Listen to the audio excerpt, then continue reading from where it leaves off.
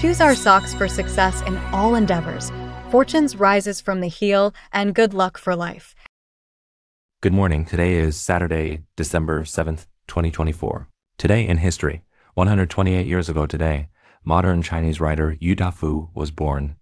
Known for works like Qianlun, Sinking, Gudu de Qiu, Autumn of Capital, and Shanfen Chenzubi de Wanshang, Intoxicating Spring Nights, Yu Dafu is considered one of the founders of the Creation Society literary group. His approach, believing literary works are autobiographies of writers, led him to candidly portray his thoughts, emotions, and life experiences. Welcome to today's Qingchao Morning News. Let's start with political updates.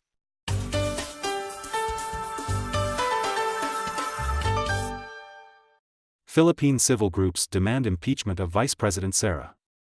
On December 2, Philippine civil society filed an impeachment complaint against Vice President Sara in the House of Representatives, accusing her of violating the Constitution, corruption, bribery, betrayal of public trust, and other serious crimes. The complaint was supported by citizen organizations, religious leaders, and anti-Duterte groups, along with the opposition party side by side. The complaint alleges that Sara failed to properly account for the use of confidential funds in the vice president's office, misused funds, and engaged in unliquidated cash advances and bid rigging while serving as education secretary. She is also accused of gross incompetence and negligence. President Marcos Jr. opposed the impeachment, stating that the dispute should not be trivialized and that impeachment would only distract Congress and not benefit the people. Some lawmakers criticized his remarks.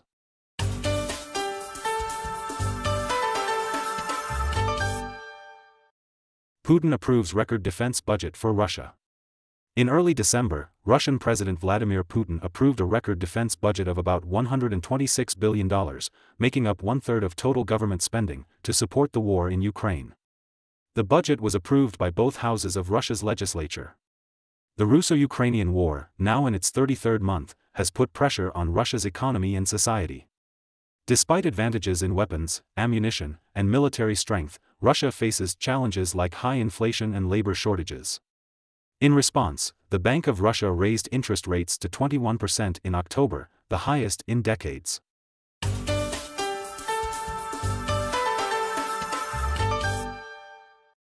U.S. plans 271.2% tariff on solar panels from 4 Southeast Asian countries.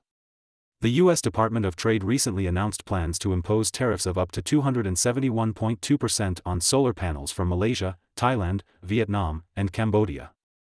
This follows a preliminary tariff assessment released in October, which set rates between 2.85% and 23.06%.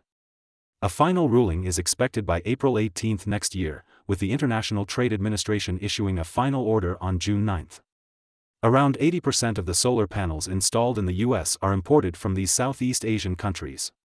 U.S. solar manufacturers argue that cheap imports are damaging their interests and undermining efforts to build a domestic supply chain. The American Solar Manufacturers Alliance Trade Committee filed a petition for investigation in April. Vietnam's parliament approves 90 billion Singapore dollars North-South Rail project. According to the Vietnam News Agency, Vietnam plans to invest $67 billion to build a high-speed railway from Hanoi to Ho Chi Minh City. It is expected to boost economic growth and enhance Vietnam's appeal to foreign investors. The 1,500 kilometers railway will run from Ngoc Hoi Station in Hanoi to Thursday Thames Station in Ho Chi Minh City, passing through 23 stations in 20 provinces. The train will travel at 350 kilometers per hour, reducing the current 30-hour journey to about 5 hours. The project is set to begin in 2027 and be completed by 2035.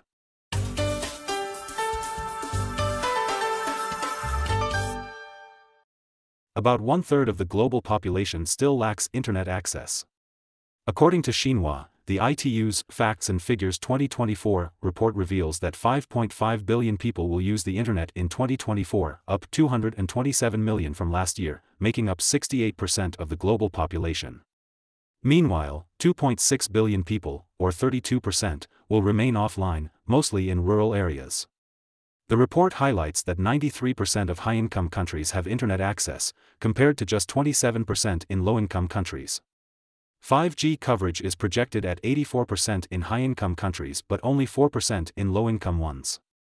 ITU Secretary-General Doreen Bogdan-Martin noted that the most vulnerable struggle to access information, education, and job opportunities online.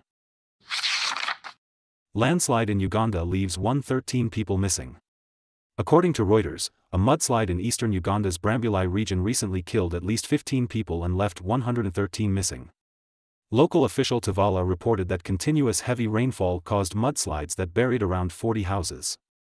The bodies of 15 victims have been found, and 15 others were rescued and treated. Police, along with local communities, have joined rescue efforts, but poor road access is hindering progress. The Uganda Red Cross and other relief agencies are assisting the victims.